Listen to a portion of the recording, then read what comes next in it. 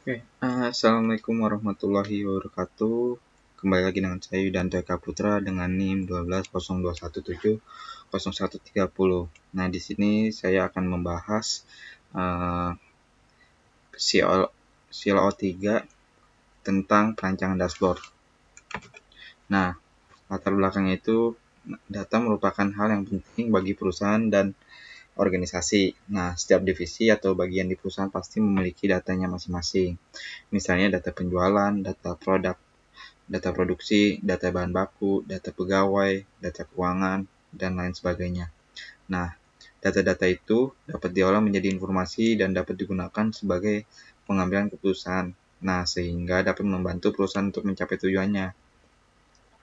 Nah, namun nggak semua orang dapat mengerti informasi yang didapat melalui data. Nah, agar informasinya ini bisa dimengerti oleh semua orang, maka informasi tersebut disajikan secara visualisasi yang memuat informasi secara real time maupun berkala yang disebut dashboard. Nah, rumusan masalahnya apa aja sih yang ditulis? Nah, di sini ada pengertian dashboard, yang kedua kategori apa aja yang ada di dalam dashboard, yang ketiga kesalahan umum apa yang ada dalam membuat dashboard, yang keempat itu library display dalam sebuah dashboard itu apa aja. Nah, di sini pengertian dashboard. Nah, dashboard ini sebuah model aplikasi sistem yang disediakan bagi para manajer untuk menyajikan informasi kualitas kinerja dari sebuah perusahaan atau organisasi. Nah, konsep kinerja dashboard ini udah ada selama bertahun-tahun dan telah banyak diadopsi oleh perusahaan atau kalangan bisnis. Nah, tampilan dashboard juga dinilai sederhana karena bagian strategi tidak bertanggung jawab terhadap interaksi secara langsung terhadap data. Nah, dashboard sendiri juga sangat populer dan banyak digunakan. Dan informasi-informasi yang di dalam dashboard itu merupakan salah satu perangkat dari business intelligence, di mana informasi dashboard berfungsi sebagai alat untuk menyajikan informasi dari proses business intelligence yang memberikan tampilan antar muka dengan berbagai bentuk seperti diagram, terus laporan, indikator, visual, mekanisme, alert yang dipadukan dengan informasi yang dinamis dan relevan. Nah, di sini ada kategori-kategori dashboard berdasarkan taksonomi menurut View pada tahun 2006. Nah, di sini ada variable role yang nilainya itu ada strategis, analisis, operasional. Yang terus ada type of data yang nilainya itu kuantitatif atau non kuantitatif. Terus ada variable data domain yang nilainya itu penjualan, keuangan, pemasaran, manufacture, dan sumber daya manusia. Terus ada type of measure. Nah, di sini yang dinilai itu ada balance scorecard, contohnya itu kayak KPI, terus ada Six Sigma, ada non-performance. Terus ada variable span of data. Nah, ini perusahaan secara menyeluruh. Terus departemen dan individu. Kemudian ada update frekuensi.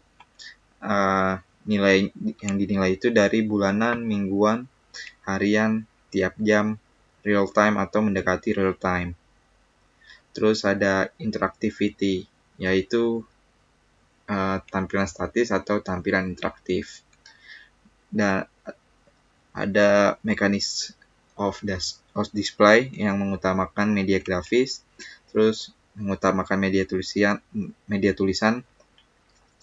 Kemudian ada integrasi media grafis dan tulisan.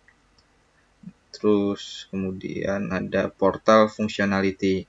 Nah, di portal functionality itu nilai-nilainya ada terhubung pada data tambahan dan tidak ada fungsi portal. Nah, kemudian masuk ke jenis dashboard.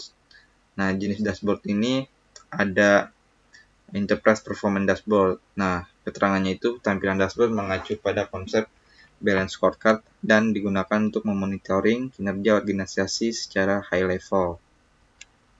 Terus ada divisional dashboard. Nah, dashboard digunakan pada area-area divisional organisasi. Dashboard seperti penjualan, pemasaran, keuangan, supply chain, SDM, manufacture, ada pembayaran, kontrol kualitas, dan sebagainya. Terus ada proses or activity monitoring dashboard. Nah, di sini untuk memonitor proses yang dianggap kritis seperti memonitor proses manufaktur, keamanan regional atau nasional, cuaca, lalu lintas, dan sebagainya.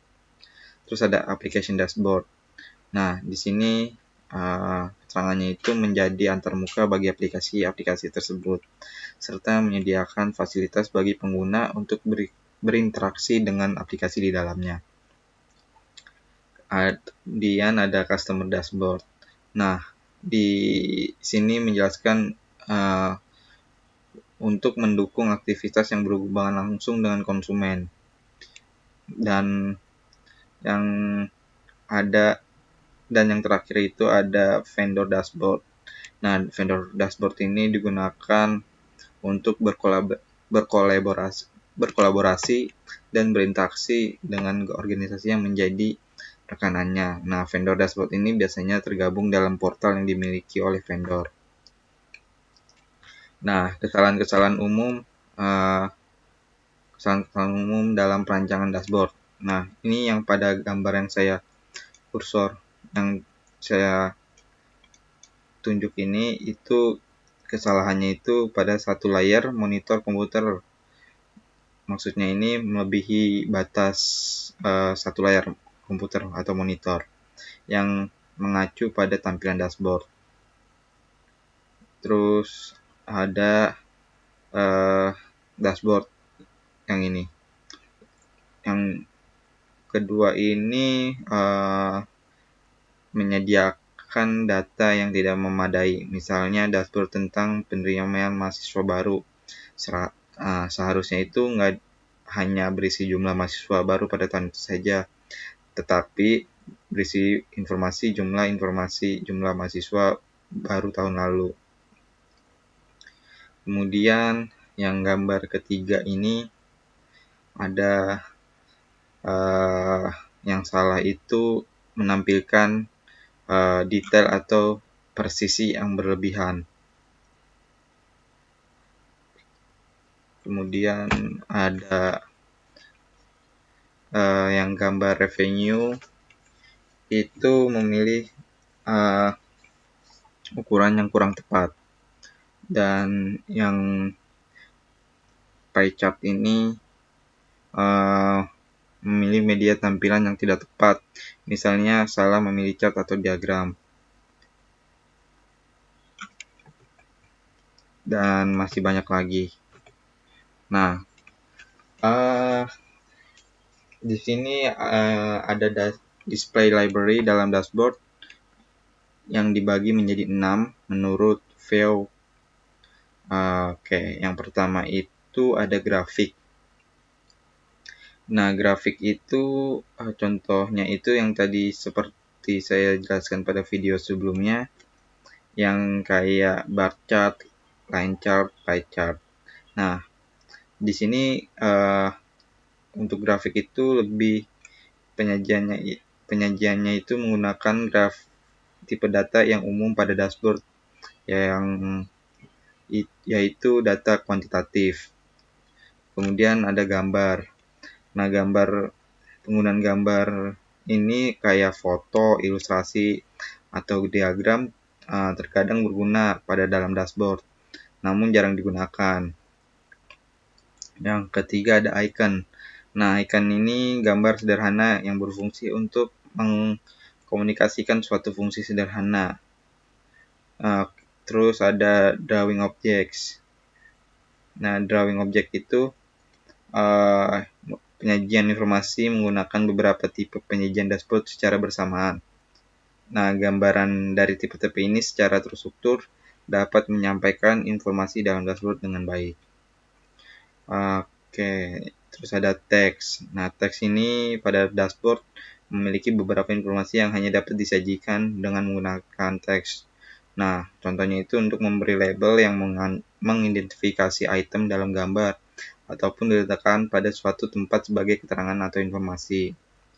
Terus kemudian ada organizer. Nah, organizer ini ada 3 jenis. Yang pertama itu ada tabel. Nah, di tabel ini untuk penyajian informasi yang tersusun dalam baris dan kolom. Yang kedua itu ada peta spesial. Nah, untuk peta spesial ini digunakan untuk menyajikan informasi berbentuk peta geografis. Kemudian ada small multiple. Nah, di sini tipe penyajiannya itu secara tabular yang terdiri dari suatu baris atau kolom, serta grafik atau banyak baris dari kolom yang tersusun dalam matriks. Oke, mungkin untuk kesimpulannya itu, dashboard memiliki beberapa istilah seperti enterprise dashboard, information dashboard, dan performance dashboard yang memiliki pengertian yang serupa, yaitu sebuah alat yang dapat memberikan tampilan antarmuka visual yang mengkonsolidasikan dan menyajikan data dan informasi yang diperlukan untuk mencapai tujuan tertentu secara efektif dan efisien. Yang kedua itu, kategori dashboard dapat dibagi berdasarkan taksonomi dan fungsional dashboard. Terus kemudian yang ketiga itu terdapat 13 kesalahan umum yang banyak dilakukan dalam mendesain dashboard. Dan yang terakhir itu ada 2 prinsip utama dalam penyajian dashboard, yaitu bentuk penyajian dashboard harus paling mewakili tiap jenis informasi dalam dashboard, dan dashboard harus mampu untuk mengakomodasi tujuan walaupun diubah ukurannya baik besar maupun kecil. Dalam desain dashboard ada 6 display library yang biasanya digunakan. Nah, mungkin itu saja yang bisa saya sampaikan pada video kali ini. Wabillahi taufiq wal hidayah. Wassalamualaikum warahmatullahi wabarakatuh.